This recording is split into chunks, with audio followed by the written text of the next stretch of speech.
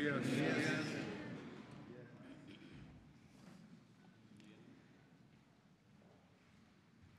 Bueno, el día de hoy vamos a dar a conocer el avance del programa de becas para estudiantes de los distintos niveles de escolaridad.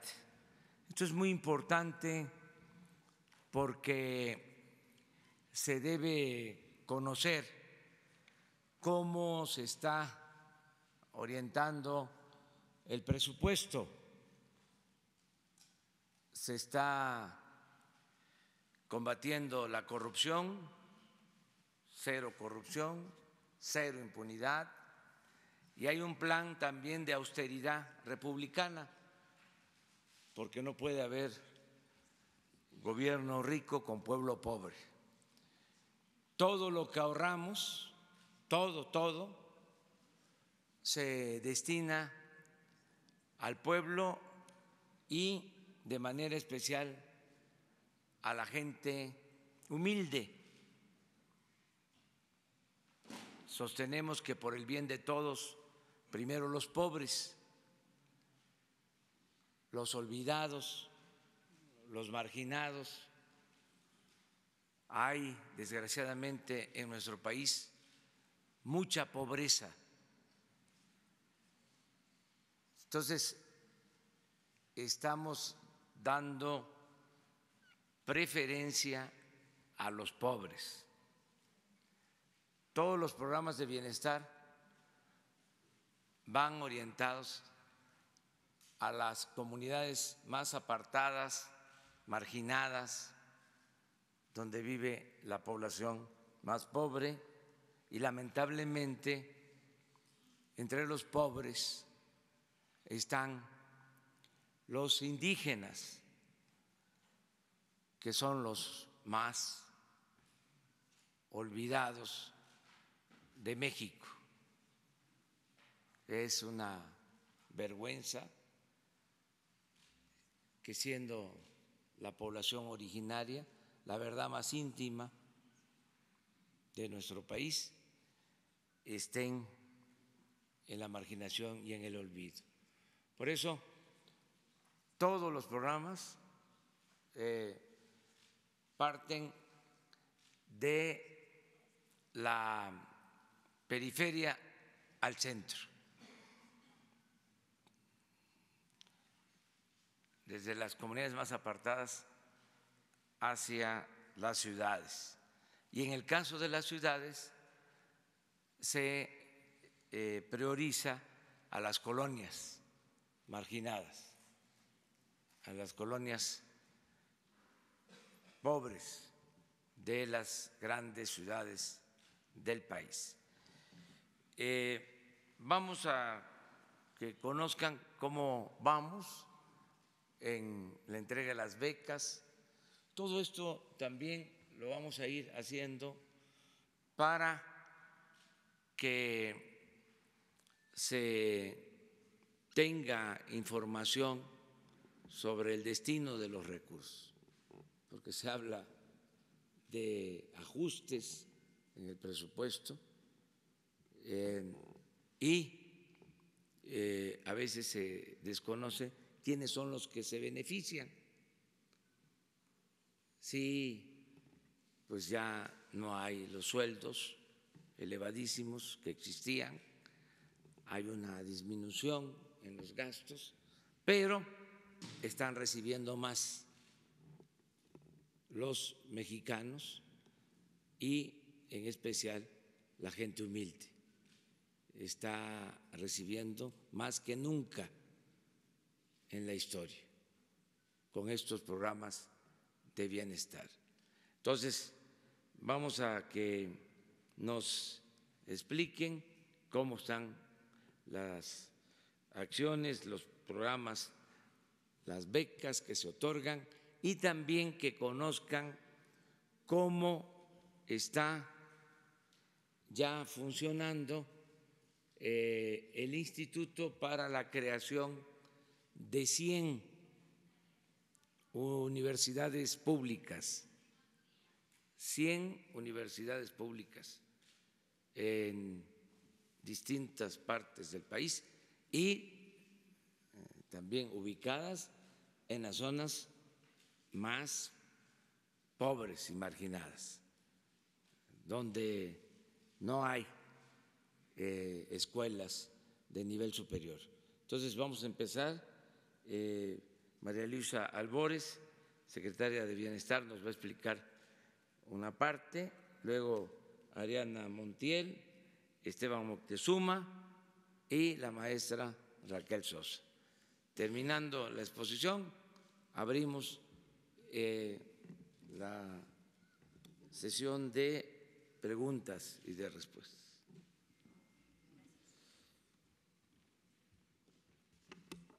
Buenos días. Con su permiso, señor presidente. Buenos días a todas y a todos.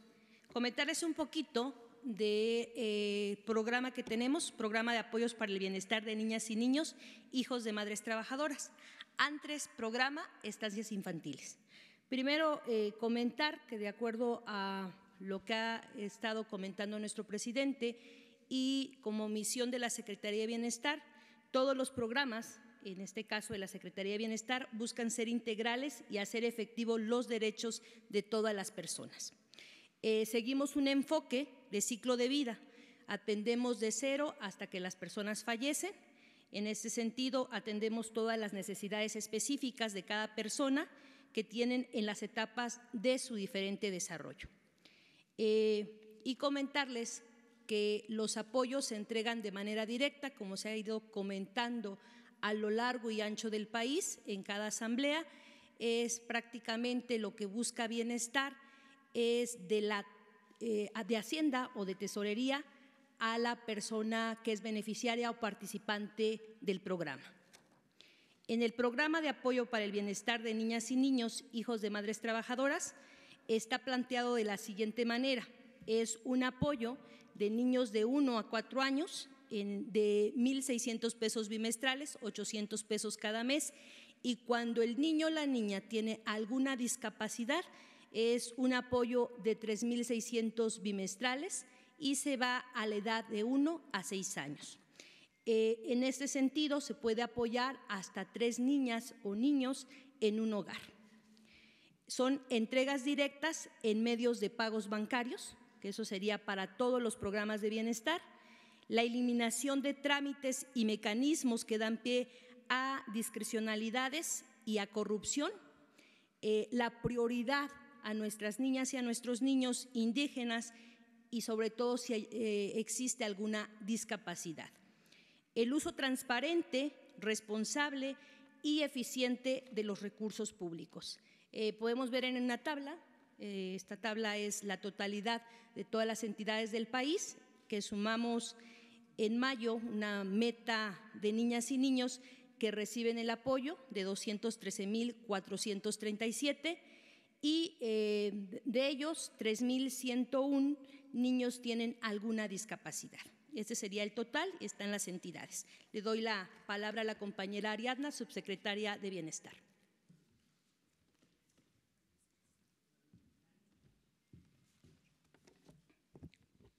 Buenos días. Vamos a dar el informe de cómo vamos en lo que ya ha planteado la Secretaria de Bienestar, la ingeniera Albores, de cómo vamos ya dispersando los recursos en este programa. ¿Avanzamos? Gracias. Ya habíamos dado un informe del censo, hablo brevemente de ello. Teníamos registrados 330,000 niños, localizamos a 213,000, que están representados por 203,000 madres, padres o tutores, y a partir de ahí ese es nuestro universo con el que estamos trabajando. ¿Sí avanzamos? El 100% de las personas que localizamos como mamás, papás o tutores que aceptaron el programa son 203,262. De esta manera, como ya se informó, hay hogares que pueden recibir más de un apoyo. Por lo tanto, la población objetivo, que son los niñas y las niñas, son 213,437 niños y niñas. Ya de este padrón establecido, fuimos a buscarlos casa por casa, como lo ha instruido el presidente, para que no haya una intermediación en el tema de la entrega de los apoyos. Adelante.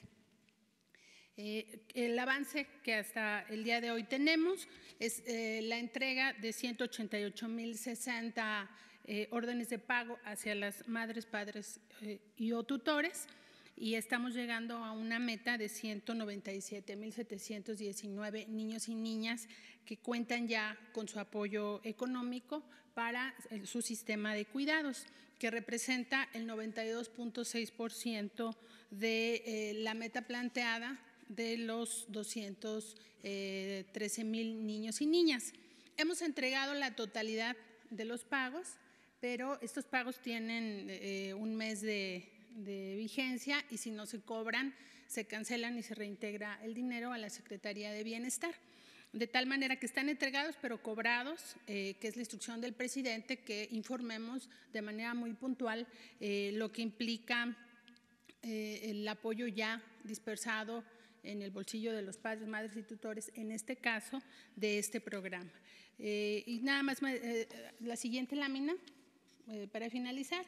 Tenemos un universo de madres del 90%, casi 91%, de papás casi 3% y de tutores estamos llegando casi al 7%, porque tiene la complejidad de que evidentemente los niños no pueden recibir el apoyo de manera directa y por eso ponderamos el tema de tener muy bien documentado quiénes son los papás, las mamás, los tutores, porque además el programa tendrá hacia adelante un esquema de fortalecimiento del cuidado de los niños y niñas, no solamente el tema de la transferencia.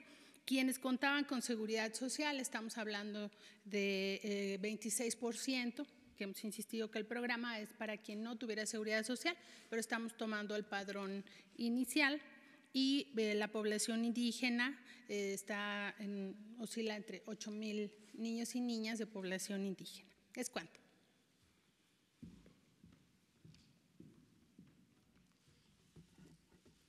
Muchas gracias, señor presidente. Muy buenos días a todas y todos. Los programas de las becas para el bienestar Benito Juárez tienen una meta de 7,140,000 beneficiarios. Están divididos en 3 componentes: las becas de educación básica, que son para 3,686,000 familias. Estamos hablando de 1,600 pesos bimestrales. En educación media superior, la meta es de 3,154,000 personas, también son 1,600 pesos bimestrales. Y en educación superior, la beca es de 4,800 pesos bimestrales y la meta es de 300,000 estudiantes. Para ver el avance de cada una de ellas, le pido a Leticia Ánimas, que es la coordinadora del programa Becas de Bienestar, que nos comente sobre el avance. Muy buenos días, con permiso, señor presidente. En este momento, en educación básica, tenemos una meta de 3.6 millones de familias por atender. Hemos dispersado ya los recursos a 2.26 millones de familias y ya han cobrado 1.56 millones de familias, con un avance en el cobro del 69% con respecto a lo dispersado. Estamos integrando al padrón 1.4 millones de familias más. En este momento se realiza una verificación en todo el territorio nacional para incorporarlas a este padrón de la beca de educación básica. La que sigue, por favor. El 100% de las becas de educación básica se están entregando de manera directa y sin intermediarios. El 28% se realiza a través de un medio digital, la tarjeta del bienestar. El 49% recibe la beca mediante una orden de pago o aviso de programa y el 23% en una mesa de atención. La que sigue, por favor. Esta es la distribución por entidad federativa de cada una de las becas que ya hemos dispersado. La que sigue, por favor. En este universo de 2.2 millones de familias están contenidos 611,467 alumnos de educación preescolar e inicial, además de 2,076,493 estudiantes de primaria y 1,641,637 alumnos de secundaria, lo que hace un total de 4 millones de estudiantes contenidos en estos 2.2 millones de familias. En la beca universal para estudiantes de educación media superior tenemos una meta de 3,154,262 becarios. Hemos dispersado ya a 3,059,133 becarios, lo que representa un avance del 97% con respecto a la meta. De estos han cobrado el 82%, es decir, 2,508,190 becarios que reciben una orden de pago que cobran en alguna institución bancaria o a través de Telecom en los lugares de mayor dificultad de acceso. La que sigue, por favor. Esta es la distribución por entidad federativa de las becas de educación media superior que han sido dispersadas hasta este momento. La que sigue. En el programa Jóvenes Escribiendo el Futuro, que es la modalidad educativa de Jóvenes Construyendo el Futuro, tenemos una meta anual de 300,000 becarios. De estos tenemos ya dispersadas 267,078 becas, que significan un 89,03% con respecto a la meta anual. Ya tienen su medio de pago 131,669 becarios, que es un avance del 49,3% con respecto a lo dispersado, y el resto, o sea, 135,000 becarios, un poco más de 135,000 becarios, está en proceso de recibir su medio de pago, que es una tarjeta del bienestar. Y la que sigue es la distribución por entidad federativa de estos becarios de educación superior. ¿Es cuánto, señor presidente?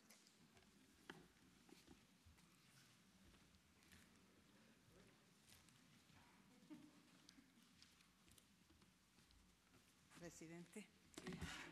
Muy buenos días a todos ustedes. Rápidamente, una exposición del programa de Universidades para el Bienestar Benito Juárez García. Como creo que ya todos sabemos, se dedica a jóvenes excluidos de la educación superior por razones económicas o de impedimentos de acceso de las instituciones de educación superior públicas. Es una opción de educación completamente gratuita y es una opción que asume todos los costos de la educación de nuestros estudiantes, además de unas becas mensuales de 2,400 pesos. Está previsto como capacidad máxima del programa llegar hasta prácticamente 300,000 estudiantes. ¿Podemos pasar al mapa, por favor?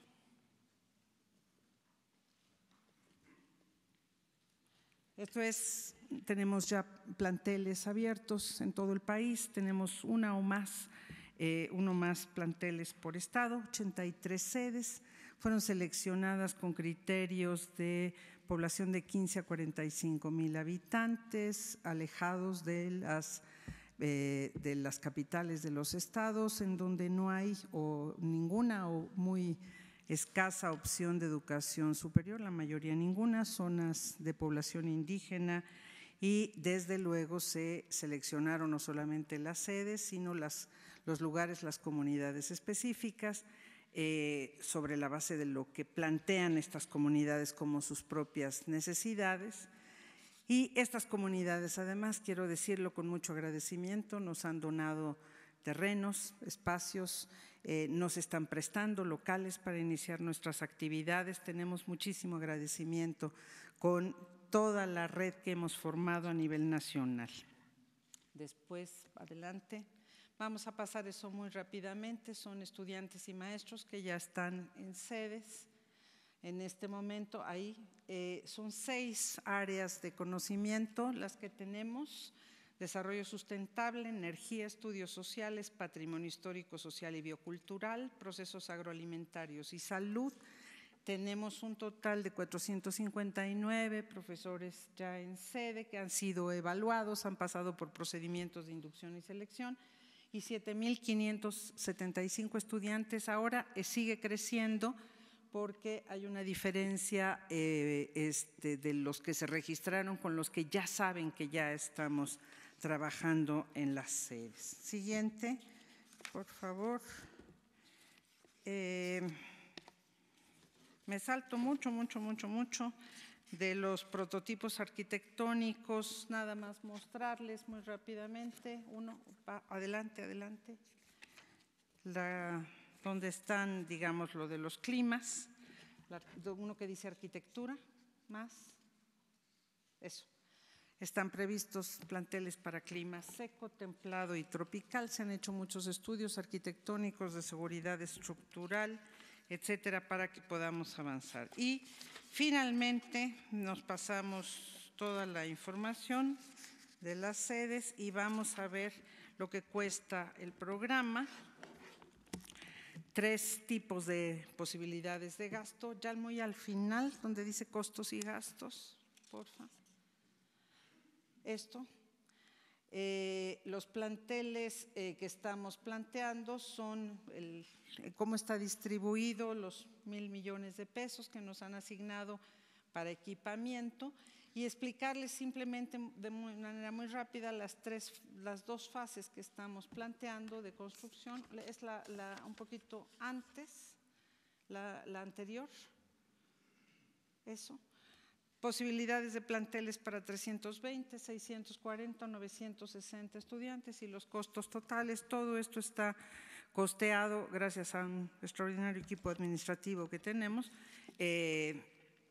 con todos los gastos actuales, etcétera. De manera que esto es, por eso cuando dijimos que costaban 10 millones de pesos los planteles, pues es exactamente así. Muchísimas gracias. Bueno, pues esto es lo que se está haciendo.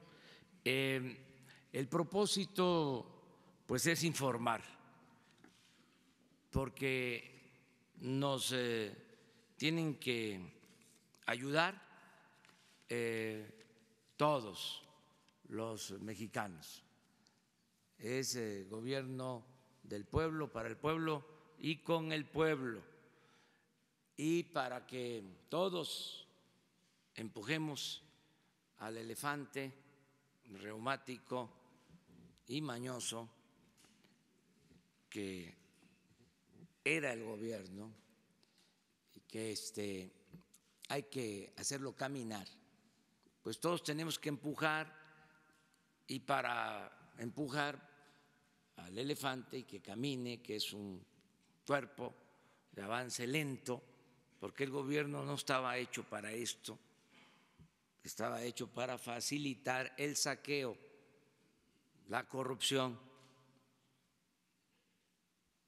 para que todos participemos, pues se requiere de que haya información, si no, ¿cómo se ayuda? Es muy importante que las madres, los padres de familia sepan que hay estas becas en todo el país, que sepan que se están ya entregando los apoyos a madres de familias de las estancias infantiles, que ya se están entregando estos apoyos. Que se sepa que hay becas para estudiantes de familias de escasos recursos para nivel básico, es decir, primaria, secundaria, que son 1.600 pesos cada 2 meses para estudiantes de comunidades pobres. Que se sepa que todo el que estudia el nivel medio superior, todos, sean estudiantes del Colegio de Bachilleres, de las preparatorias, de las escuelas técnicas, tiene por primera vez una beca de 1,600 pesos bimestrales, todos. Este es un programa universal.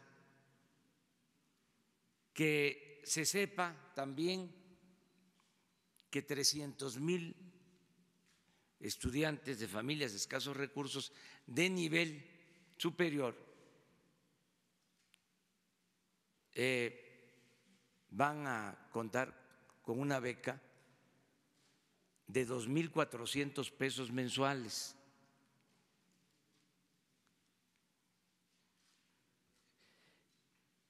Que bueno, se está avanzando, pero que se informen que existen estos programas. Se hizo un censo, pero pudieron quedar afuera quienes no estaban en ese momento, que se pasó a visitarlos, que sepan que existe este programa y se tienen reservas en la medida de que se va teniendo presupuesto, se va ampliando el programa, se va a ir ampliando el programa, que se conozca que existe este plan para crear 100 universidades públicas y que ya, como lo acaba de informar Raquel Sosa, ya hay más de 80 iniciando labores. A veces se hacen las convocatorias por internet, pero ya sabemos que en la mayoría de las comunidades no hay internet, sobre todo donde queremos que se atienda la demanda de educación superior. Entonces, por eso informar para que se acerquen. Hay también más demanda de escuelas. ¿Qué hizo el neoliberalismo o neoporfirismo en materia educativa y sobre todo en lo que tiene que ver con el nivel superior? Desde Salinas, cuando Zedillo era secretario de Educación, reformaron la Constitución, el artículo 3, y pusieron la educación media superior y la educación superior al mercado. Dejó de ser obligatoria la educación pública en todos los niveles. Entonces, se dejó de apoyar el nivel medio superior y el nivel superior. Y cada año, porque esto hay que recordarlo, se rechazaba a jóvenes que querían ingresar a la universidad con la mentira, con el pretexto de que no pasaban el examen de admisión, cuando eso no era cierto. No es que no pasaran el examen de admisión, es que había que contestar un cuestionario de 125 preguntas y como no había cupo, porque no tenían presupuesto las universidades públicas, se decidía que iban a entrar solo los que contestaran bien 120 de las 125 preguntas. Entonces, el que contestaba bien 119 o 118 no era admitido. Así, miles de jóvenes fueron excluidos. Todavía hace 3 días que estuve en San Luis de la Paz, Guanajuato, se me acercó un papá porque su hija ha presentado examen de admisión para entrar a la Escuela de Odontología en Guanajuato 3 veces y no ha podido entrar. Esa es la herencia de la política neoliberal en esta materia, de rechazo a los jóvenes. Entonces nosotros queremos que no se queden los jóvenes sin la oportunidad de estudiar y de trabajar. Ese es un objetivo que tenemos. El propósito es que en el sexenio, como aquí se dijo, se puedan atender en estas universidades cuando menos 300,000 alumnos. Es como si creáramos otra UNAM, que es más o menos el número de alumnos que tiene la UNAM, en los pueblos más pobres de México. Entonces, es informarle a la gente que existen todos estos programas. Tenemos como propósito llegar a 10 millones de becas para estudiantes. Esto va a ayudar mucho. Muchos que son ahora profesionales pudieron terminar una carrera por una beca, si no, no fuesen profesionales. Entonces, estamos muy conscientes de lo que significan estos apoyos y queremos que los jóvenes no se vean en la necesidad de abandonar la escuela. Hay otras cosas que vamos a ir informando poco a poco. Ayer me reuní con los integrantes de la CENTE, ya me reuní también con los maestros del CENTE y además de los cambios con la nueva reforma constitucional en materia de educación, estamos ya proponiendo un programa para atender la necesidad de construir aulas, de reparar planteles educativos, de darle mantenimiento a las escuelas en todo el país, pero hacerlo de otra manera. Queremos que en cada escuela se constituyan comités con la participación de padres de familia y de maestros, como las anteriores sociedades de alumnos, pero queremos que se vayan creando comités en cada escuela y que, teniendo ya los comités en todas las escuelas, que participen los padres, las madres de familia, los maestros, los estudiantes a partir del 4º grado, que se elija ese comité en la escuela. Teniendo ya constituido ese comité en todas las escuelas del país,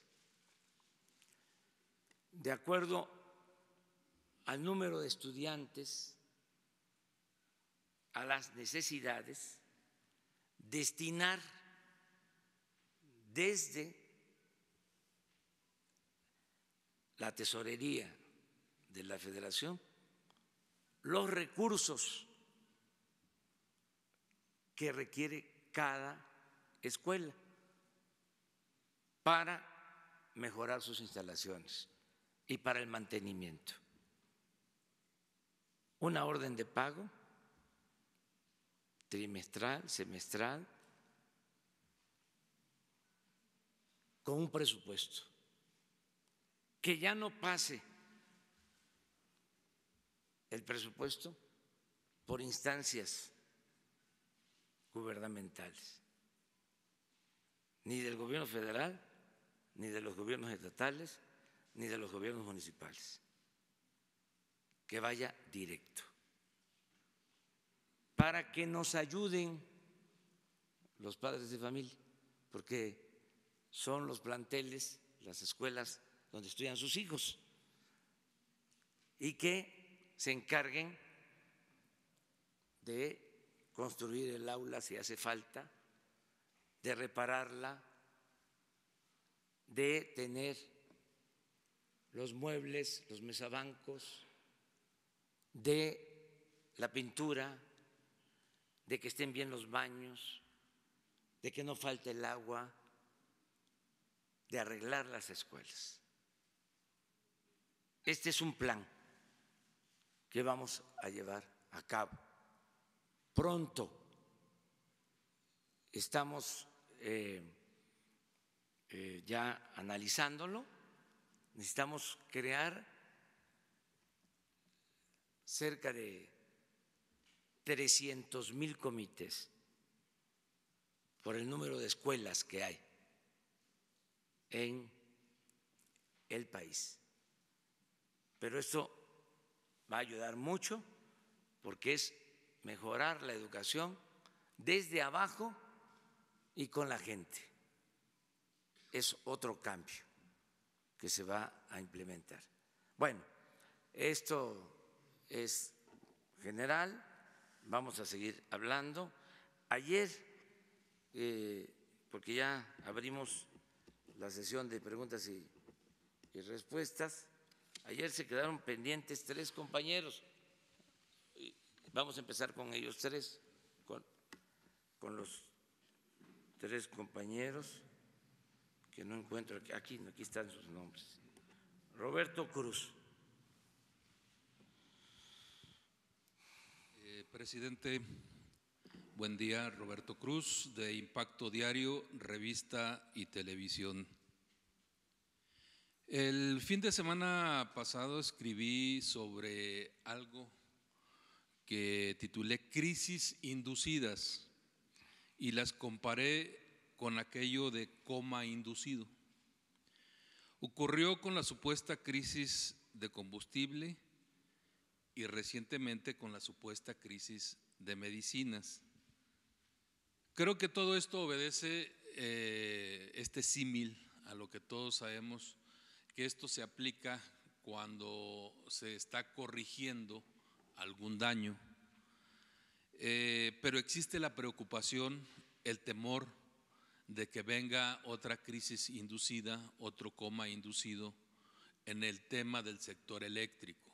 Entonces, la pregunta específica de esta primera pregunta es si se enfrentarán afectaciones a los hogares, a las empresas, si habrá recortes eléctricos. Sabemos que no son los únicos temas, es el combustible con el huachicol, las medicinas con el presupuesto, viene el sector eléctrico, pueden venir otros temas. ¿Habrá afectaciones a las empresas y a los particulares? La siguiente pregunta es, en las últimas semanas, incluso aquí frente al Palacio Nacional, se han instalado varios grupos de campesinos. Hoy hay un plantón, un campamento instalado en el centro de la ciudad de la Unión Nacional de Trabajadores Agrícolas de Chiapas. Aquí afuera, donde nos formamos los que entramos a la mañanera, llegó un grupo incluso de exbraceros que nos expuso por ahí que mañana se vence un plazo que tienen con la Comisión Interamericana de Derechos Humanos, en el que, bueno, pues iban a resolver este asunto que es histórico, que todos sabemos que tiene 70 años, 7 décadas y no se les ha resuelto. Entonces ellos quieren saber cuál es la respuesta del gobierno federal a la Comisión Interamericana de Derechos Humanos. Esto aunado al resto de grupos de campesinos. La pregunta específica es si en aras de resolver el resto de temas pendientes no se está relegando, no se está haciendo a un lado al campo mexicano. Son mis dos preguntas, presidente. Sí, bueno, la primera, no tenemos ningún riesgo de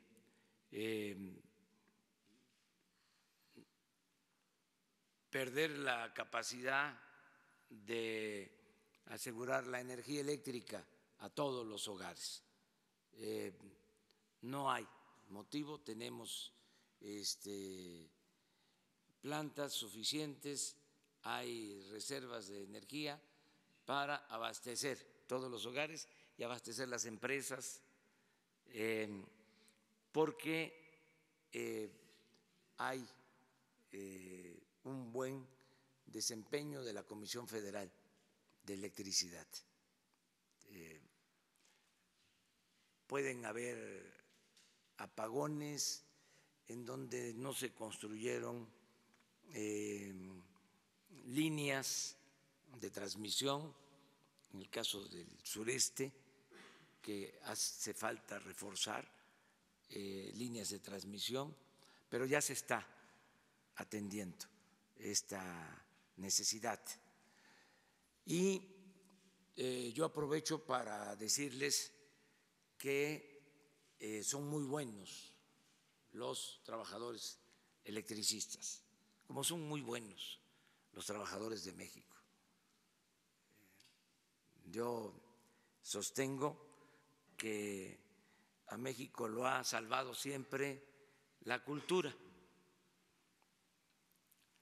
Por eso hemos enfrentado todas las calamidades.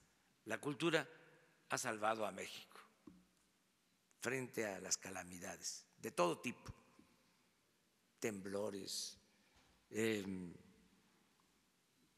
hambrunas, inundaciones, malos gobiernos, corrupción, plagas. Siempre ha salido adelante México por su fortaleza cultural. Y lo otro, que es muy importante, otro pilar de nuestra nación, son los trabajadores. Los trabajadores de la educación, los maestros, son de primera. Fueron muy ofendidos en el pasado, pero son los que están trabajando en las comunidades más apartadas, en las escuelas, maestras, maestros, son los que cuando voy a las giras me llevan sus peticiones porque se les están cayendo las escuelas. O sea, el maestro no solo el que se dedica a enseñar en el aula, sino el maestro que es un medio de intermediación entre la comunidad y el gobierno, el que promueve el desarrollo en las comunidades. Entonces, es un tesoro tener trabajadores como los maestros. Los trabajadores petroleros, excepcionales, los obreros, los técnicos, los ingenieros, los electricistas. Les comentaba yo, hay una tormenta, se cae una línea porque se caen árboles, se quema un transformador y a las pocas horas ahí está de nuevo la luz. Los electricistas. Presidente, pero se había comentado que se iba a ir contra todos aquellos que se han robado por años la energía eléctrica, que van a desaparecer los diablitos, ¿todo eso no irá a afectar en un momento dado? No, porque ¿saben qué pasa? Como en todo, la corrupción siempre tiene que ver con los de arriba, con los machuchones. Es que eso nos hicieron creer que el corrupto era el que se robaba una bolsa en el mercado, o el que se robaba una gallina, un pavo. Y los grandes ladrones ni siquiera perdían su respetabilidad. El problema está arriba. ¿Dónde está la corrupción en la Comisión Federal de Electricidad? Entre otras cosas. Bueno, en los contratos leoninos que entregaron para la construcción de gasoductos. Estamos hablando de miles de millones de dólares. No es el consumidor que tiene que pagar 300, 400, 500, 600 pesos por su consumo. No, el problema está arriba. Entonces, los gasoductos ni siquiera están operando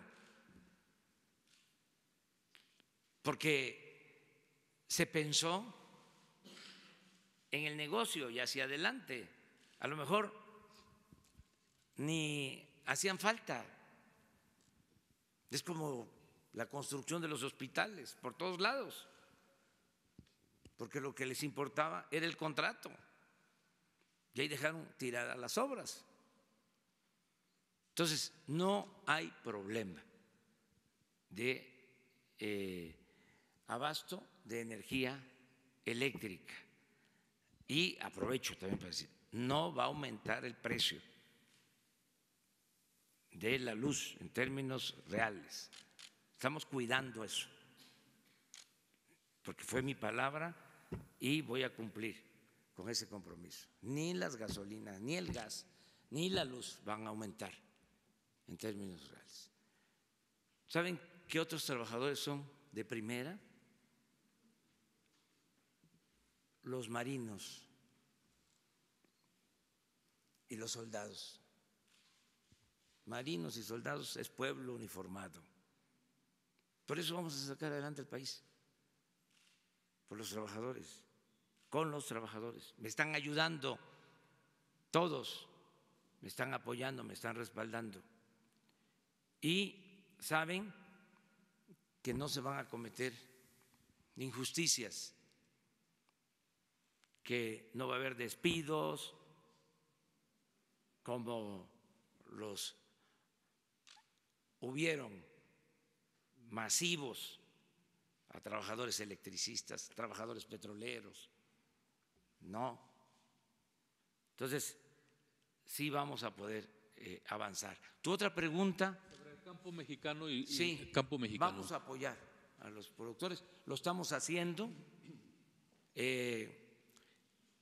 Estamos nada más, igual que en el caso de las becas, cuidando que les llegue a los campesinos el apoyo de manera directa, porque existía el Procampo. ¿Y qué pasaba? El que tenía más recibía más. Les daban a los que tenían 100, 200, 300, 500, hasta 1000 hectáreas, les daban subsidio. Y el que tenía media hectárea, el que sembraba para comer, no recibía ningún apoyo. Entonces, todo eso ya cambió. Ahora se le está dando a todos los pequeños productores, ejidatarios, comuneros, pequeños propietarios. Se les está entregando también de manera directa. Esto tiene molestos a algunas organizaciones, porque ¿qué pasaba? Se entregaba el dinero a las organizaciones y ellos repartían y no llegaba completo a los productores. Por lo general, lo que hacían era comprar despensas masivamente había una gran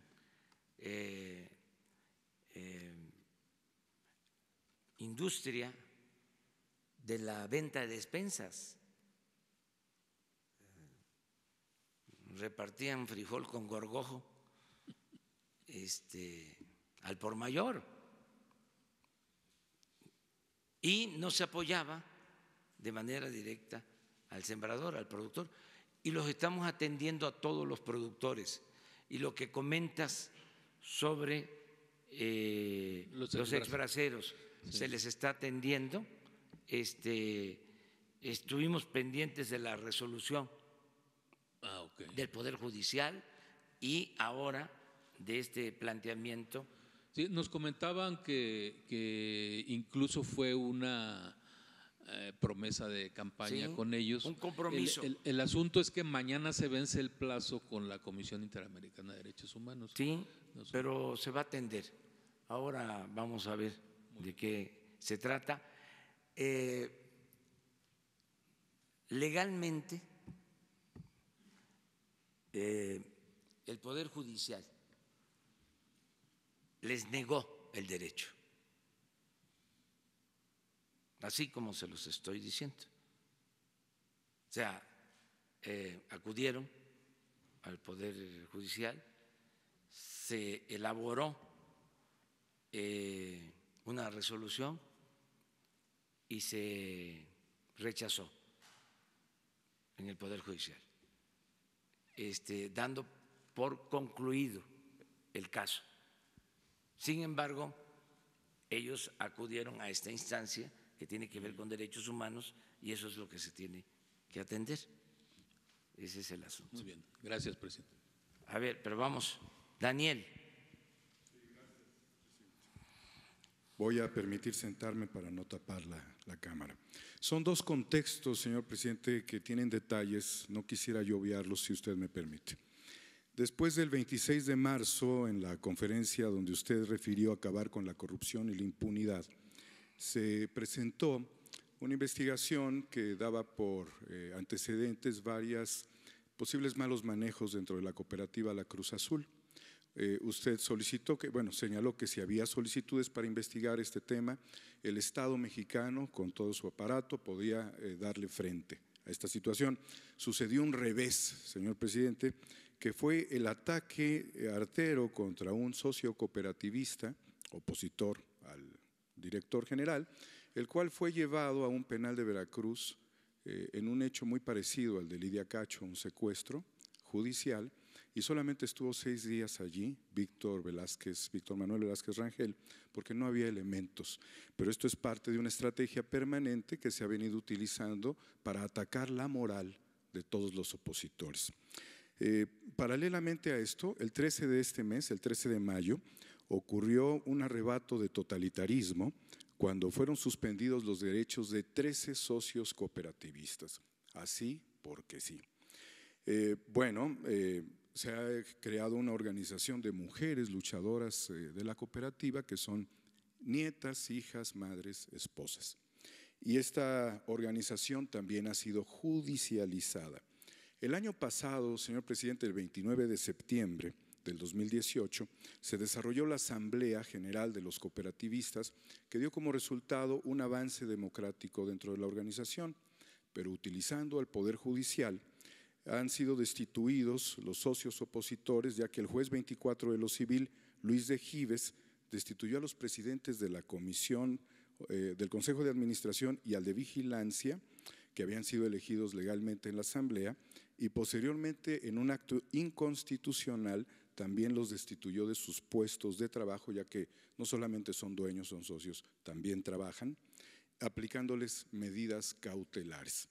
Hubo una respuesta de todos ellos que fue la impugnación ante tremendísima arbitrariedad, y esto llegó a las manos del magistrado de la Sala Sexta, Francisco José Huber Olea Contró, el cual no se ha pronunciado al respecto, violando los artículos 8º y 17º constitucionales. Y en un acto de inconstitucional, pues estas personas han luchado para que sea revisado su tema, debido a que el magistrado Huber Olea Contró lleva 18 casos de la cooperativa. Eso parece mucha coincidencia. La guerra interna, porque esto es lo que se desató, ha llegado a un punto insostenible cuando las mujeres luchadoras, que además han sido denunciadas, han sido acosadas y han sido amenazadas de muerte. En casos muy preocupantes donde van con sus hijos y criminales se les acercan, las acechan y las amenazan de muerte. Lo que de este contexto resulta, señor presidente, es saber si se puede acelerar el proceso de investigación al director de la empresa, que lleva 31 años como se ofreció, dadas las solicitudes que existen. Lo segundo es saber si se puede, a través del Consejo de la Judicatura o del fiscal de la República, valorar por qué se ha hecho esta concentración a un solo magistrado y saber si a través de la Secretaría de Gobernación y el licenciado Alejandro Encinas se pudiera valorar el caso de las mujeres en su circunstancia ante la posible necesidad de ser protegidas por el Estado. Este es el primer contexto, señor presidente. Bueno, pues sí, que Alejandro Encinas se ocupe de este caso y yo solo puedo comentarles sobre estas controversias. Primero, que no hay consigna, como era antes del Poder Ejecutivo, de favorecer ni de perjudicar a nadie. Que se escuche bien y que se escuche lejos, que lo escuchen ministerios públicos, jueces, magistrados, ministros. No hay recomendación en ningún caso del presidente cuando se trata de asuntos judiciales que corresponden a la Fiscalía General o al Poder Judicial, para que quede completamente claro. Esto es un cambio. Nadie está autorizado del Ejecutivo para gestionar nada a favor o en contra de los ciudadanos que están ventilando sus asuntos en tribunales. Así de claro. Por lo mismo, pedirles a los encargados del Poder Judicial, con todo respeto, que se conduzcan con rectitud y que se acabe el influyentismo y que no haya corrupción, que haya justicia. Eso es lo que puedo decir. Sí,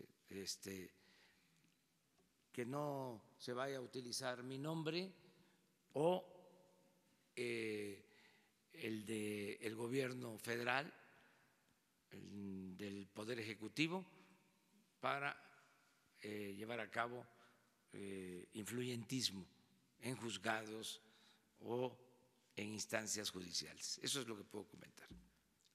Muy bien, señor. La siguiente pregunta tiene que ver con un contexto de crimen de lesa humanidad y tortura médica ocurrido en el Instituto Nacional de Neurología y Neurocirugía, el cual fue una investigación hecha por un médico, el doctor Rodolfo Ondarza, quien detectó que se estaban aplicando cirugías experimentales sobre pacientes con hidrocefalia. Esto da como consecuencia que a través de un tubo que se implanta en el cerebro, con un material que nunca fue probado a nivel interno, y menos en el cerebro, y con un sistema para drenar los líquidos cefalorraquídeos, que aquí tengo, que no es más que esto, a 500 pacientes les fue implantado en lugar de una válvula, que es lo que corresponde. La consecuencia técnica es que los pacientes no pueden acostarse y solamente pueden vivir de pie o inclinados. El resultado de estas 474 cirugías experimentales que no tuvieron ningún protocolo técnico de bioética, ninguna aprobación de la Secretaría de Salud y que, como insisto, fueron aplicados en un instituto y quizás en 8 unidades neuroquirúrgicas más en el país, y cuyo inventor fue el exdirector del Instituto Nacional de Neurología y Neurocirugía, Julio Everardo Sotelo, causó en el 22.8% de los pacientes demencia. En otro importante grupo de pacientes, Parkinson, Alzheimer y la muerte. Esto fue probado con bebés. Muchas de las víctimas eran personas de escasos recursos. Las prácticas se realizaron incluso los fines de semana por las noches y quienes realizaban esto eran médicos residentes. Quizás había una instrucción.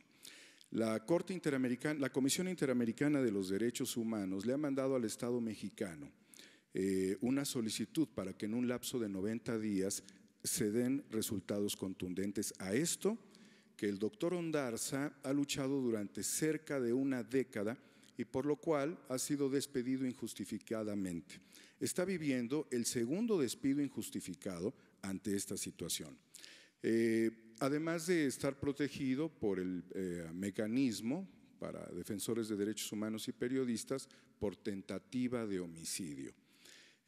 Al ser una institución del Estado, señor presidente, las preguntas serían si existe la agilidad del Estado para dar respuesta a la Comisión Interamericana, enjuiciar a los culpables, darle respuesta a las víctimas, destituir en el caso conveniente al actual director del instituto, de apellido Celis, quien corresponde a todo este fenómeno transeccional, porque esta es una herencia para usted, señor presidente, no se ha practicado esto aquí, pero ha habido una dilatación del Poder Judicial y de las autoridades de salud en torno a esto, de tal suerte que la gente se sigue muriendo y al mismo tiempo restituir en su cargo al doctor Rodolfo Ondarza Rovira. Esa es mi pregunta. Gracias. Bueno, se lo encargo Alejandro Encinas y que responda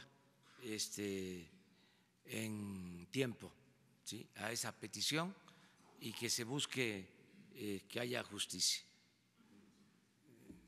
De acuerdo.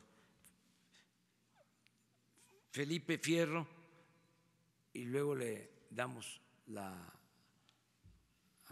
palabra a Ricardo. Sí, buenos días, señor presidente. Felipe Fierro, de tiempo.com.mx y Puente Libre MX. En México, el problema central de la inseguridad y sus decenas de miles de muertos en los últimos años no está solo en el combate del Estado contra una banda o del Estado contra varios grupos delictivos. Tampoco el enfrentamiento entre cárteles por la plaza o el mercado. La cuestión de fondo consiste en que los grupos delincuenciales utilizan las fuerzas del gobierno en los diversos niveles para operar. El crimen en algunas partes del país llega al grado de controlar totalmente corporaciones policíacas, municipios, para repartir droga, obtener protección a sus actividades ilícitas y hasta ejecutar a los contrarios. Se dan el lujo, inclusive, de rotular autos con las iniciales de sus cárteles. Es común en las ciudades, por ejemplo, también, que en los barrios la gente conozca quién vende droga, dónde, quiénes son los malandrines y también la evidente protección policíaca o militar. En síntesis, el problema básico de la inseguridad es la asociación de las corporaciones policíacas con los delincuentes. Usted ha desechado el uso preponderante de la fuerza para combatir la inseguridad y va por una solución moral de fondo. La pregunta es, ¿cuáles son los puntos básicos de su estrategia moral contra la corrupción o el huachicoleo policíaco y qué garantiza que usando los mismos elementos policíacos que antes permitieron la inseguridad por la corrupción, ahora la combatan? ¿Cómo acabar con los policías corruptos? Bueno, mire, para empezar es muy bueno tu planteamiento acerca de la corrupción o la complicidad que existía y sigue existiendo. Digo existía porque creo que ya no está permitido arriba. Digo, sigue existiendo porque abajo todavía se presenta esta situación. Esta complicidad entre autoridades y delincuencia, este contubernio, ¿sí? Que, como tú lo planteas, es de lo peor, porque cuando ya no hay una frontera entre autoridades y delincuencia, ya no puede haber garantías de seguridad. Eso sucedía. Yo tengo, por eso, confianza de que vamos a poder enfrentar el grave problema de la inseguridad, porque, entre otras cosas, estamos pintando muy claramente la raya entre autoridad y delincuencia, separando. El que no haya asociación delictuosa, eso es un punto a favor que tenemos, y por eso considero que con esa actitud, con ese proceder y con otras acciones vamos a poder garantizar la seguridad pública. Es importante, tu pregunta también, para informar sobre cómo estaba el manejo de policías, de soldados, de marinos en los gobiernos anteriores. Primero, el presidente, de acuerdo a la Constitución, solo podía disponer de la Policía Federal, que era una organización, una corporación muy menguada, con 10,000 efectivos para atender toda la demanda de seguridad del país. En sentido estricto, no había protección para los ciudadanos del gobierno federal. Así, se usaba el ejército y se usaba la marina para operativos especiales, solo para el combate al narcotráfico, no para la seguridad pública, para garantizar la seguridad de los ciudadanos, porque estaba prohibido, no se permitía. Por eso fue muy importante la reforma constitucional, para permitir que soldados marinos puedan ayudar en las labores de seguridad pública, la creación de la Guardia Nacional. Ahora sí, el presidente va a disponer de muchos más elementos para garantizar la seguridad pública. Eso es importante que se sepa. Idealmente, ¿sí? Nada más que una cosa es lo deseable y otra cosa es lo posible, pero idealmente, ahora los 220,000 elementos de la Secretaría de la Defensa podrían dedicarse a la seguridad pública, de acuerdo a la reforma constitucional. No es posible hacer esto porque hay otras funciones y es un proceso de preparación, es el pasar de la seguridad nacional, de la seguridad interior, a la seguridad pública, que requiere un proceso de formación, de capacitación para el uso de la fuerza, para la defensa y la protección de los derechos humanos. En eso estamos. Además, no se puede desmantelar el ejército y que deje su función de defensa del territorio, de las instituciones estratégicas, la defensa nacional. Pero ya tenemos elementos. Entonces, ¿dónde se daba más contubernio? En las policías estatales, municipales, y ya también ahí hay una actitud distinta.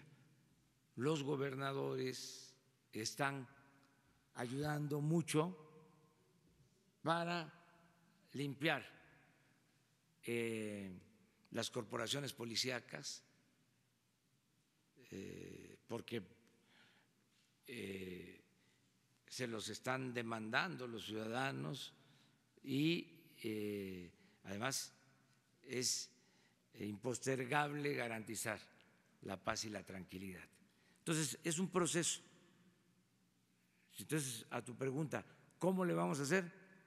Pintando las rayas, evitando que se asocien autoridades con delincuencia. Nada de venta de plazas, nada de arreglos. Se había llegado a que en campañas financiaban a candidatos para que cuando el candidato ganara, primero le pedían las direcciones de obras públicas y ya después las secretarías de seguridad y ya después hasta el presidente municipal. Lo ponían ellos. Todo esto tiene que ir cambiando. Va a cambiar. Porque no va a haber tolerancia a la impunidad. Entonces, son de las cosas que me mantienen pues optimista, de que sé que vamos a poder garantizar la paz y la tranquilidad en el país. Gracias, señor presidente. También aprovechando, si me permitiera una pregunta para la secretaria. Sí, la secretaria. Sí, del Bienestar. Del Bienestar. Sí, disculpen, mire. Pásale.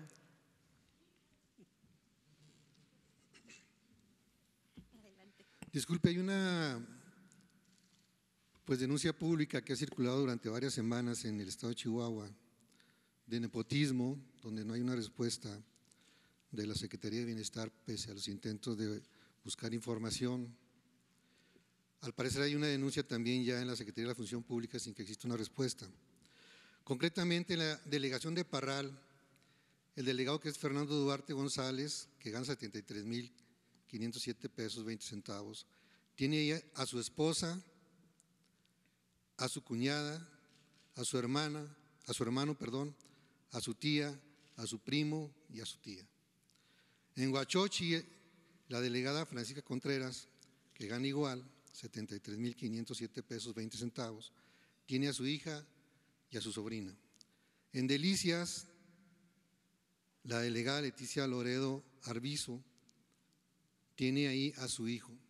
La pregunta es si usted ya tiene conocimiento del caso, ¿verdad? Y qué se ha hecho o qué se va a hacer, se va a confirmar o se va a negar esta información.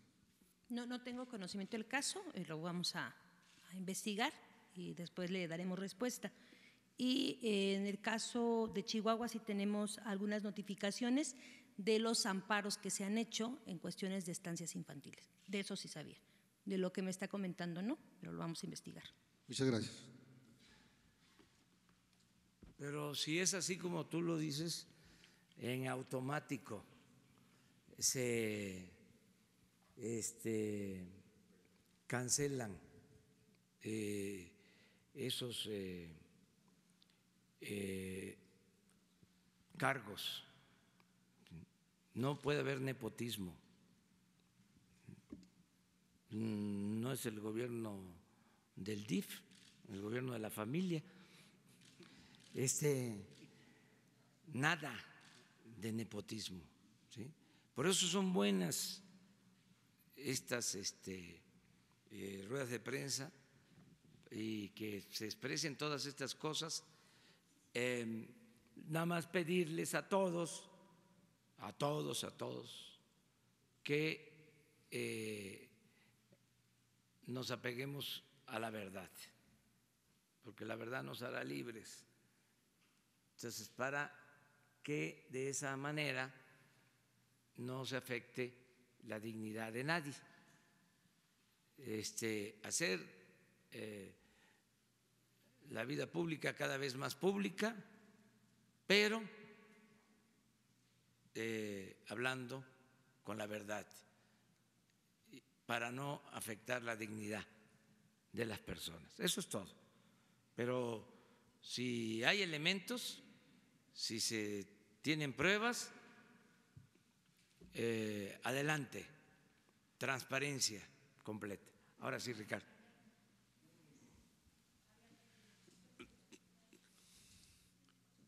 Pero ya con eso, sí. 3 minutos rápidamente. Adelante. Para no abusar de su tiempo. Ricardo Rocha, todavía, bueno, hasta esta hora creo, todavía director del canal del Congreso de la Ciudad de México. Señor presidente, hoy no traigo pregunta, pero sobre la famosa lista del viernes pasado, con todo propósito, a mí me pusieron a la cabeza de esa lista con 2 montos que suman 4,481,000 pesos.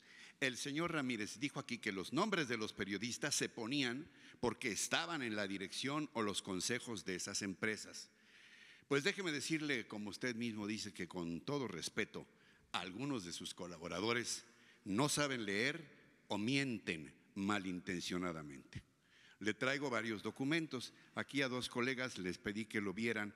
Uno de ellos, en el caso de la empresa JR Servicios de Información y Comunicación, el acta constitutiva del notario 157 del 28 de marzo de 2012. Mi nombre nunca aparece ahí, ¿verdad? Solo figuran 2 de mis hijos, que por cierto usted conoce muy bien y que ya caminan solos. Usted y yo somos contemporáneos y nuestros hijos también, casualmente. Y ya ve que hay que dejar que los hijos caminen solos. Bueno, Juan Francisco, que cubrió sus campañas, y Jorge Armando Rocha Gutiérrez, que están en lo digital con muy buena respuesta. Yo ahí ni me meto porque no le entiendo.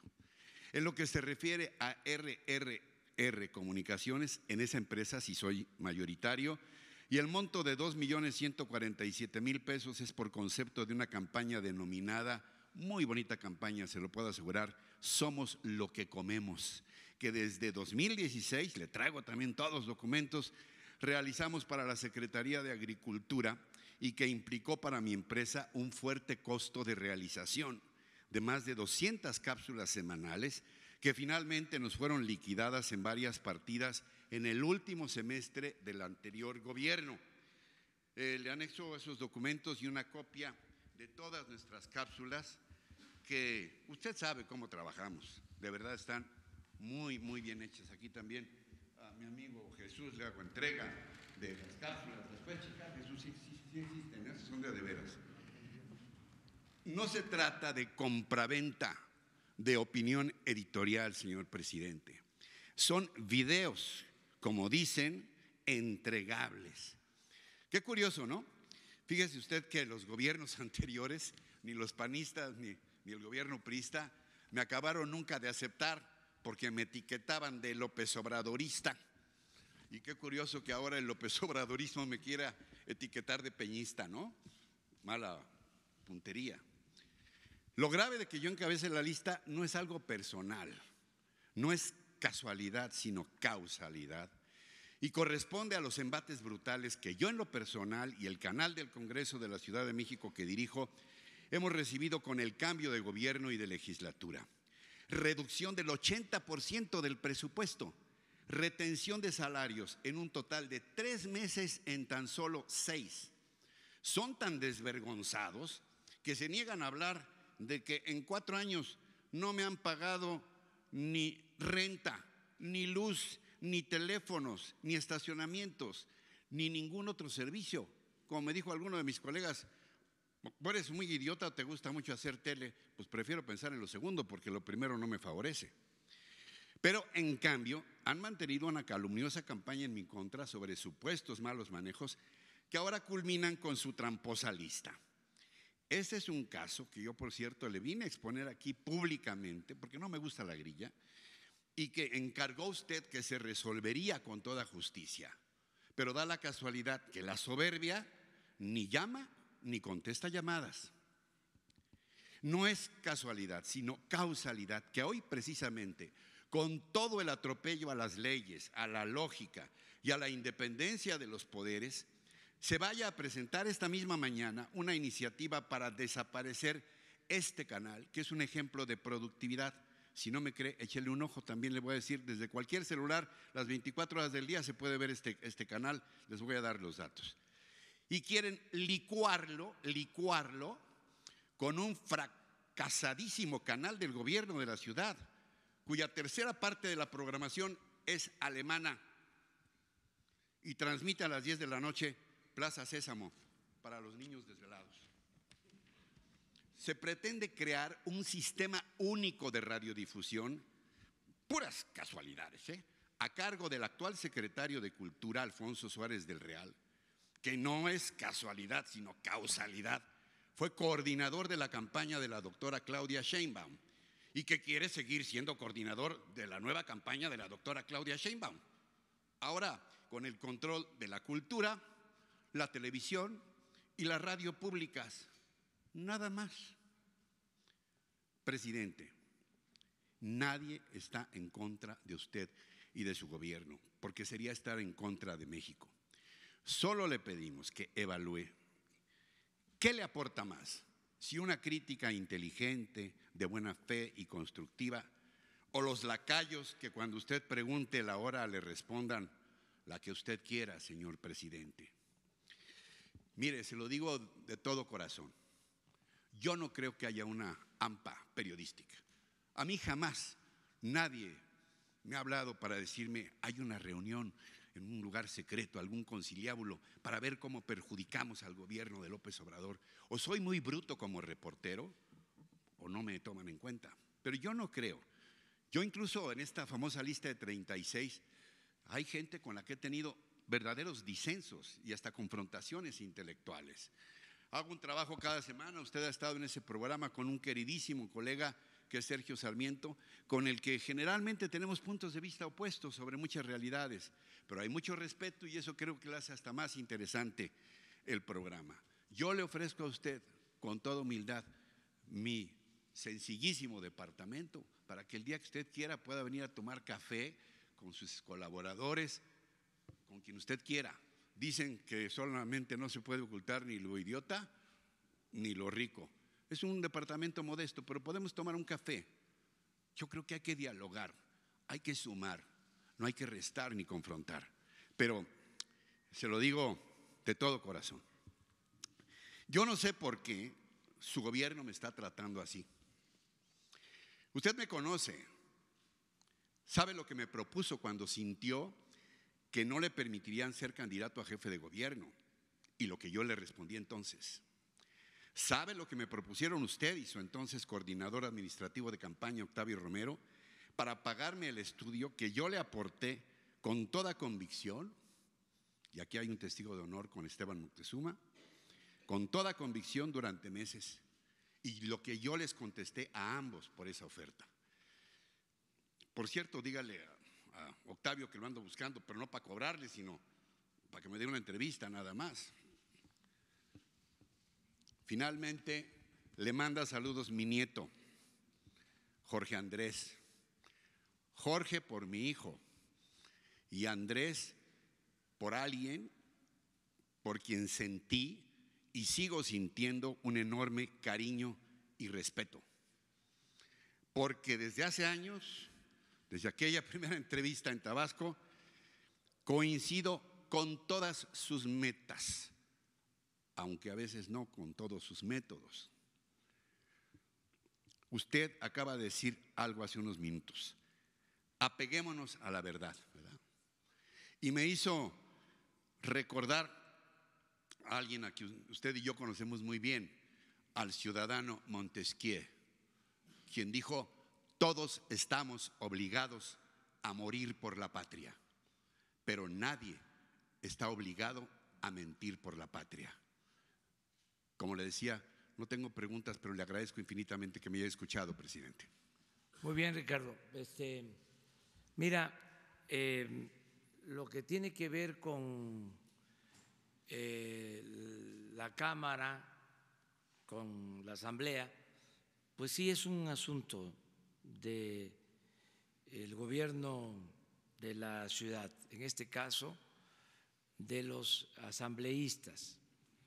Lo otro sí tiene que ver con una política que estamos llevando a cabo.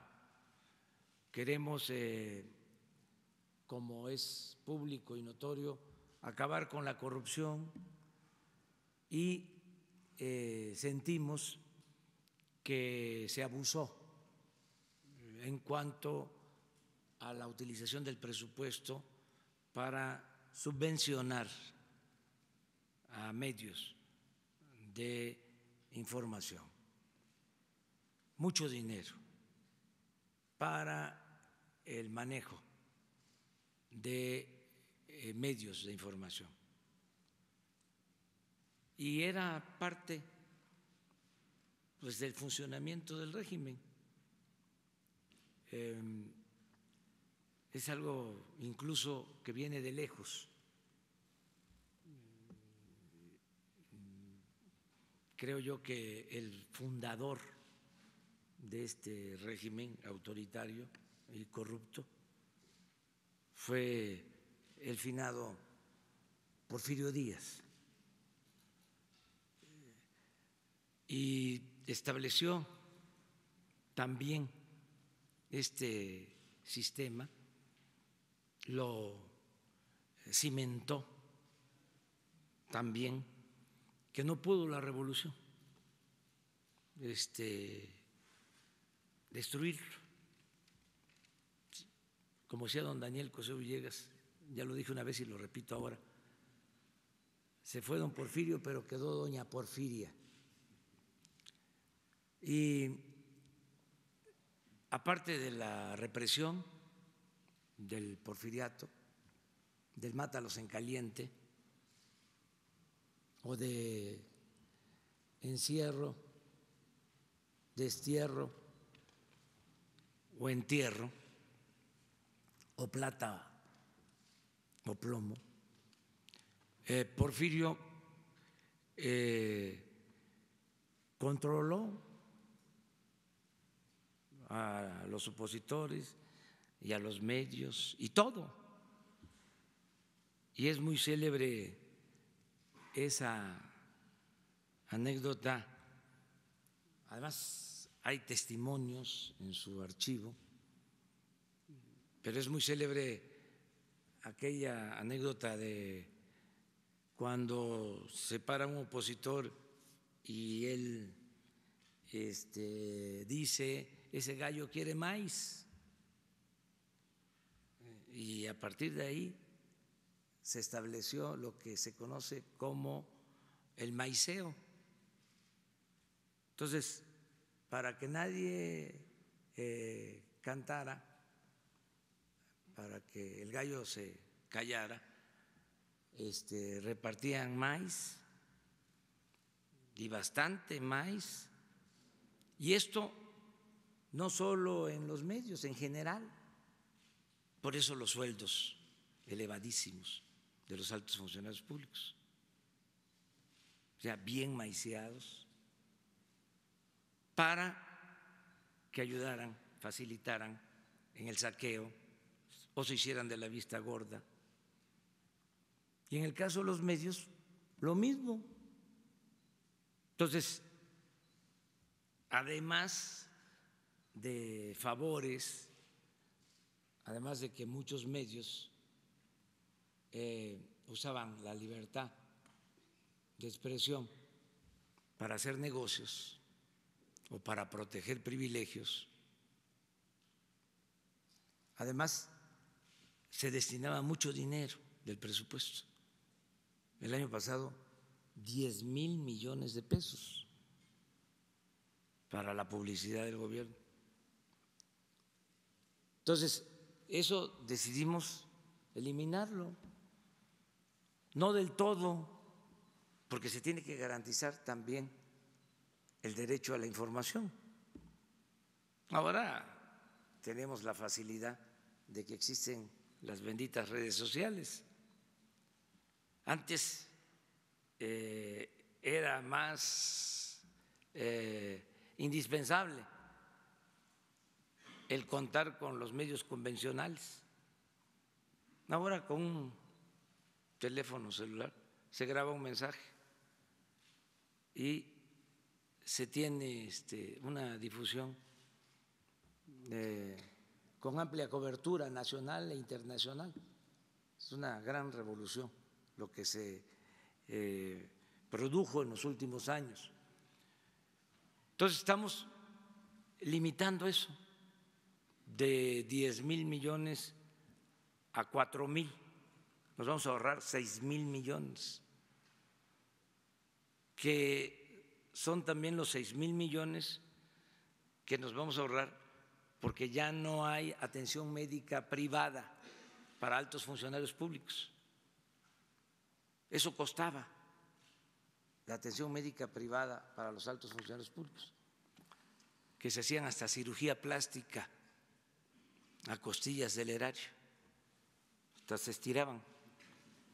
Tengo pruebas, nada más que no lo puedo decir por una cuestión de dignidad precisamente, de un alto funcionario que fue a hacerse una cirugía plástica. La esposa le dijo al doctor: déjele la naricita como la del presidente Peña. Es real lo que les estoy diciendo, pero eso pues no lo puedo decir porque eso sí sería tremendo. Lo de los gastos de publicidad, ¿cuál fue la historia? Nos pidieron que se diera a conocer los gastos de publicidad, de manera particular la lista de los que estaban cobrando, las empresas. Esa fue la petición. Hay que revisar, y qué bien que tú estás aclarando, de que no es lo mismo una empresa que un periodista, o el estar o no estar en un consejo de administración de una empresa que le daba servicio de información al gobierno. Son cosas que hay que aclararlas y que nosotros estamos en la mejor disposición de hacerlo. Y si se comete una injusticia, pues reconocerlo, tener capacidad para rectificar, no ser intolerantes, o sea, y estamos en la mejor disposición de hacerlo y de ofrecer disculpas en el caso de que se haya cometido una injusticia, que es lo que te ofrecemos, que vamos a revisarlo. Pero quiero explicar también de que aquí se dijo que íbamos a entregar la información al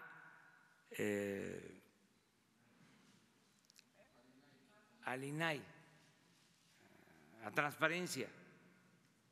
Yo dije incluso que no me parecía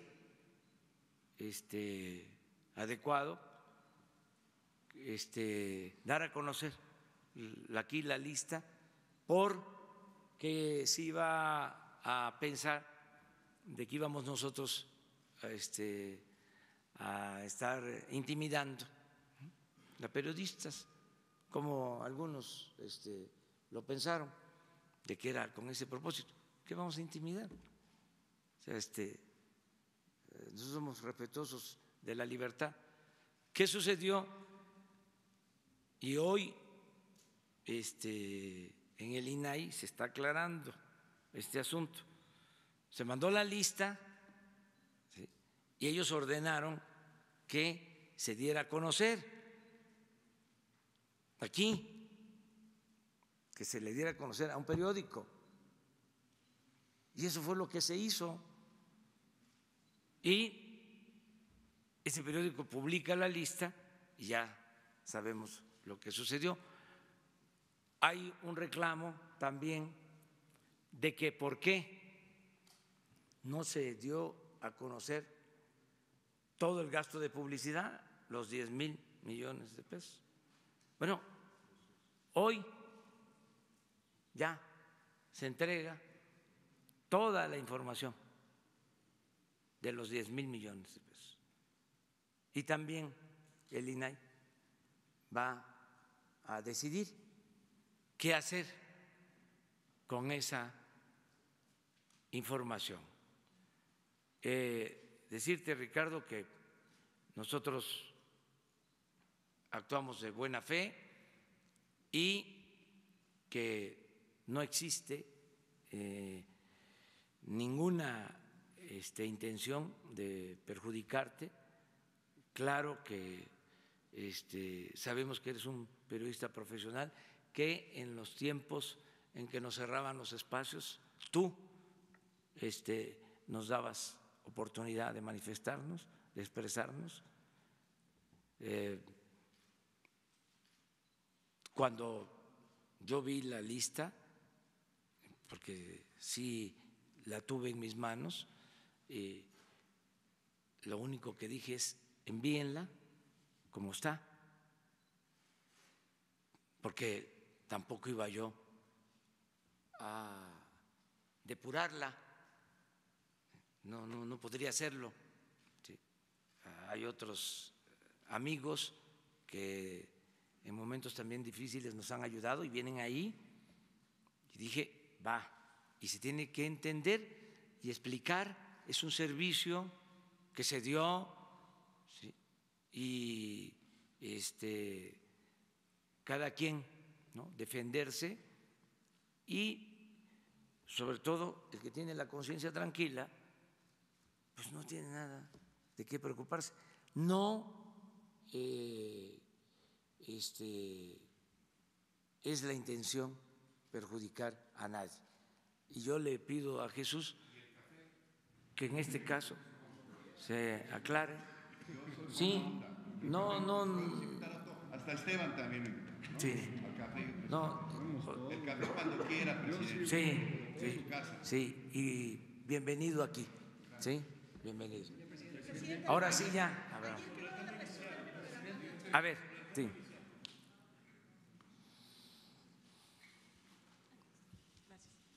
Gracias, presidente.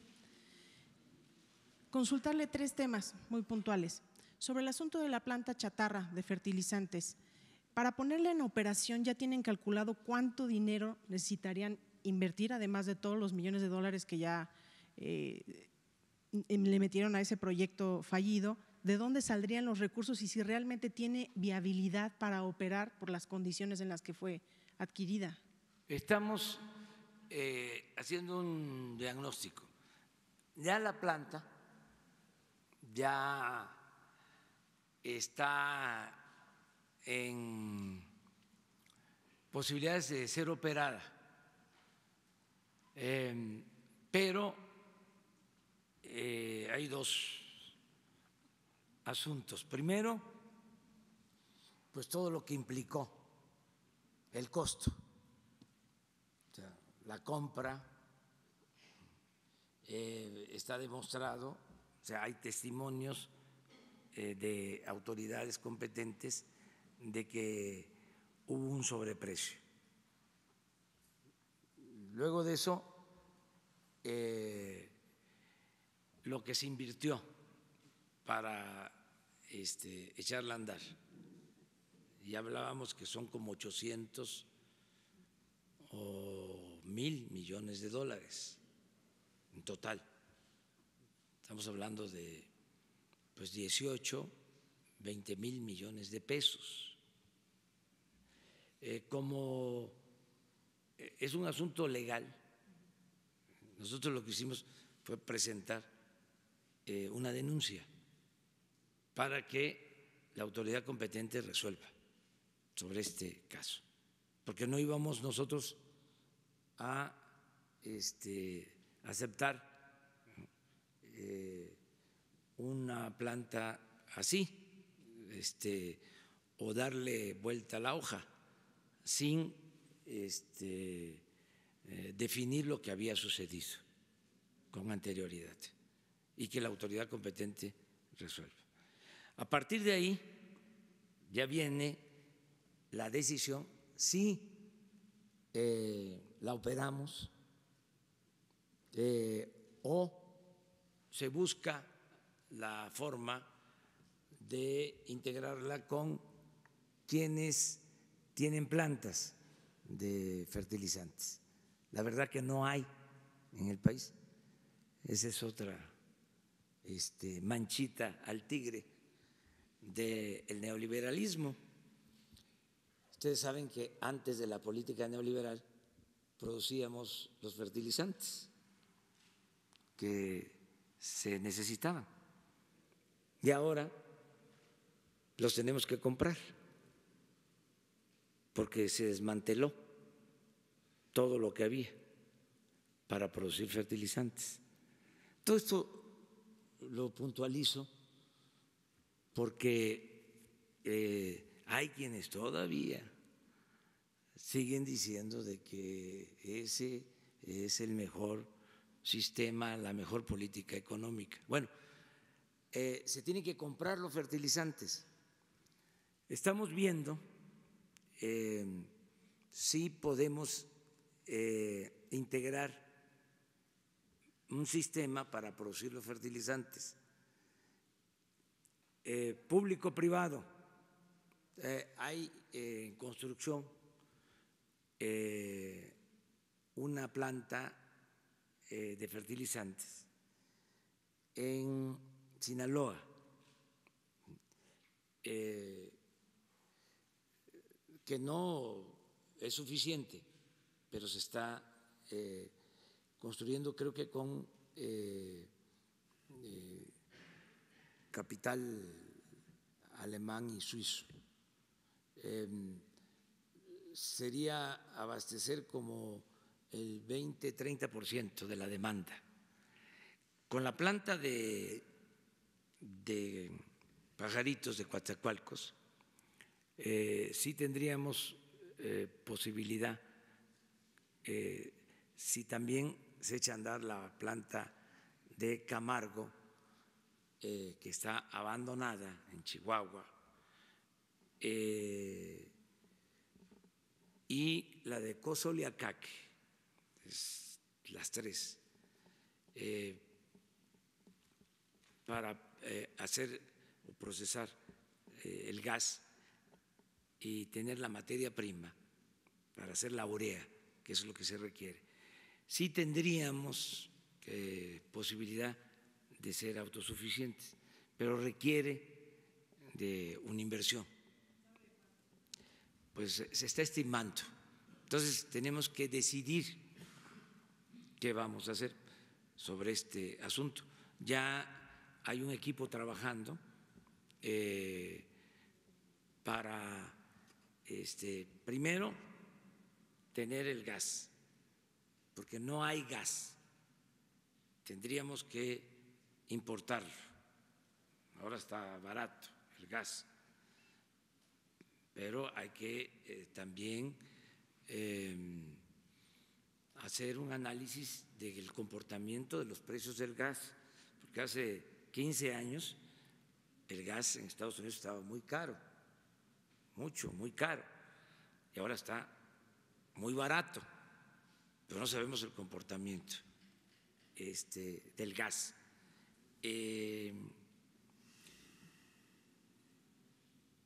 Tenemos que revisar esto, si importamos el gas para producir el amoníaco, que es la materia prima que permite a la vez producir la urea, que es la parte principal de los fertilizantes. A mí me gustaría mucho que se restableciera toda la producción de fertilizantes y que fuésemos autosuficientes. Pero como están las cosas, se aplica cada vez más la máxima de que hay que optar entre inconvenientes. Es decir, sí está bien, ¿sí?, pero nos puede significar una inversión que no vamos a tener capacidad. ¿Y qué hacemos? ¿Por qué optar entre inconvenientes? ¿Somos autosuficientes en gasolinas o somos autosuficientes en fertilizantes? O las dos cosas, que eso es lo ideal. Pero a ver, ¿tenemos posibilidad de hacerlo? O sea, es la reconstrucción del país lo que nos toca. Entonces, estamos cuidando qué podemos hacer de la mejor manera y no descartamos las asociaciones de sector público con sector privado. Correcto. En estos casos. Gracias, presidente. Otros dos temas que le quisiera consultar. Uno es este caso que se presentó en Michoacán por la humillación y el sometimiento de los soldados del ejército a manos de ciudadanos de un grupo de autodefensa. Ellos no respondieron con el uso de la fuerza. ¿Cómo van a abordar este tema? Hay un fenómeno de indignación por la manera en la que fueron sometidos, pero al mismo tiempo también está el tema delicado de los resultados que hubiera tenido una posible confrontación. Ese es el segundo tema. Y el tercer tema que le quiero preguntar es, el INE está analizando la posibilidad de suspender la transmisión de las conferencias mañaneras por los canales estatales en los estados donde se va a llevar a cabo elecciones el próximo domingo, por considerar que se trata de un asunto de propaganda. ¿Usted estaría de acuerdo? Mire, acerca de la actitud de los soldados, fue muy responsable su actitud, muy digna, muy valiente, porque lo que es una cobardía es abusar de nuestros semejantes. Esa es una cobardía. Entonces, por eso todo mi apoyo y mi respaldo a los soldados. Los marinos, los soldados son pueblo uniformado y están actuando muy bien. ¿Pero deben mantener esa actitud o pueden defenderse?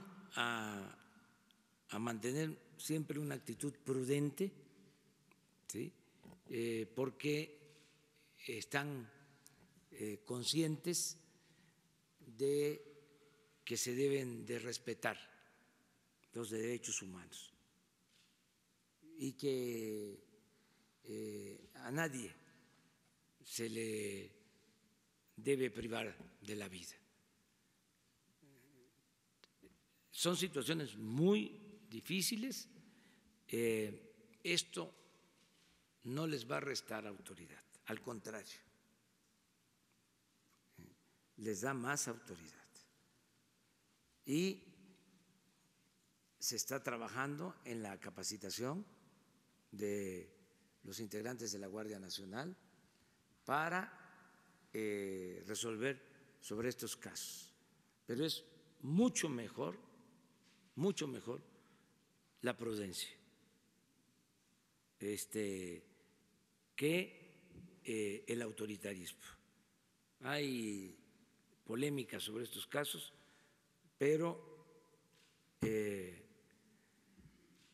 yo he podido constatar la manera responsable que están actuando marinos y soldados. Y en donde hay abusos, excesos, no se oculta nada. Los mismos mandos, tanto el almirante Ojeda como el general secretario Luis Crescencio Sandoval, me informan y sin ninguna justificación. Cuando cometen un error, cuando hay un hecho lamentable en donde son responsables, lo asumen. Es una actitud totalmente distinta, muy responsable de parte del Ejército. Yo aprovecho para llamar a todos los mexicanos a que nos portemos bien, a todos. ¿Qué les digo? Que solo siendo buenos podemos ser felices, se los repito, solo siendo buenos podemos ser felices. El que es de malos instintos no es feliz, no es feliz. Puede ser que tenga una felicidad transitoria, efímera,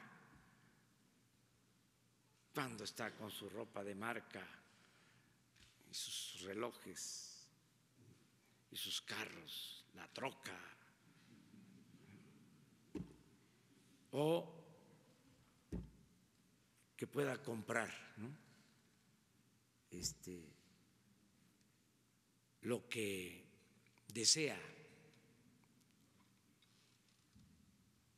Solamente lo barato se compra con el dinero. Hay cosas que no, la dignidad no. Entonces, repito y repito y repito, solo siendo buenos podemos ser felices. Y esto aplica a todos, es general, sobre todo a los jóvenes, que no se dejen deslumbrar por lo que no sirve, no tiene realmente valor, lo que conduce nada más al sufrimiento, no solo del que se agrede, del que se afecta, sino de ellos mismos, de sus familiares, de sus mamás. Me parte el alma ver a las madres pidiendo por sus hijos, porque no hay ninguna madre que acepte que el hijo cometió un delito, o son muy pocas, casi nadie. Siempre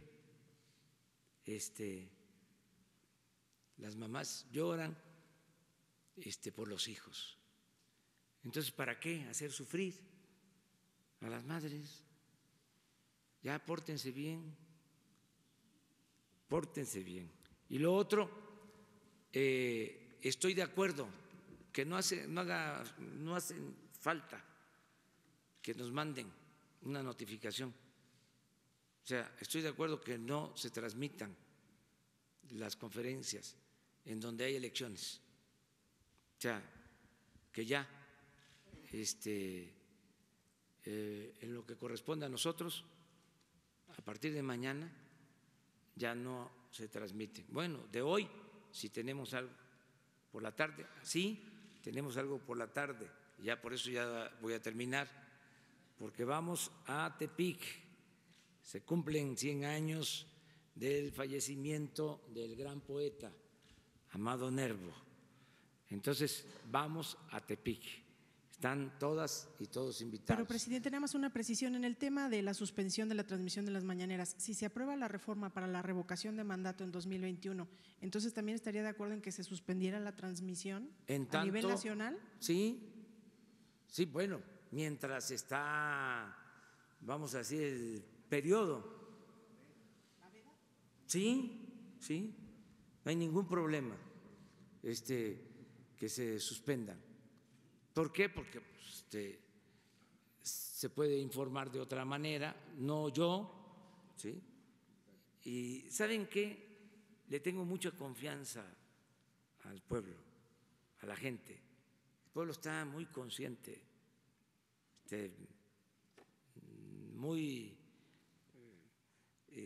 sabido de las cosas, más que nosotros. La gente está muy despierta, muy avispada. Muy bien. Ya mañana.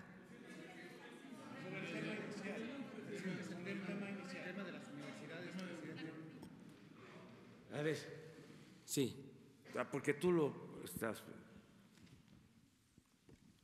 Sí, muchas gracias, presidente. Daniel Blancas, de La Crónica, le agradezco esta oportunidad y en aras de respetar el tiempo de usted y de los compañeros, quisiera ver si autoriza que Raquel Sosa pudiera informarme. Tengo muchas dudas, pero obviamente el tiempo no da. Si pueda platicar con ella 5 minutos después de la conferencia para solventar todas las dudas. Y que no juguemos con su tiempo y con el de los compañeros. Muchas gracias. Ok, bueno, y no 5, 15. Bueno, lo que sea necesario. Todo lo que sea necesario. Solamente hago una pregunta general al secretario de Educación Pública. ¿Cuál será, quién manejará, secretario, los 1,000 millones de pesos destinados para este programa de las 100 universidades? Porque CREFAL es un organismo internacional que no tiene un mecanismo de rendición de cuentas, de transparencia ni obligación. ¿Qué área será la que, digamos, disponga de este recurso? ¿Y cuál es el mecanismo legal? Porque el presidente hablaba de que habría un organismo para esto. Sí, el señor presidente firmará un decreto para crear un organismo descentralizado que se hará cargo de todo lo referente a estas 100 universidades. Sí, pero ¿cuándo se creará el organismo? Firmo en esta semana, ya, y con la plática que vas a tener con Raquel, ella te va a dar más información. Muchas gracias, presidente. Muchas gracias.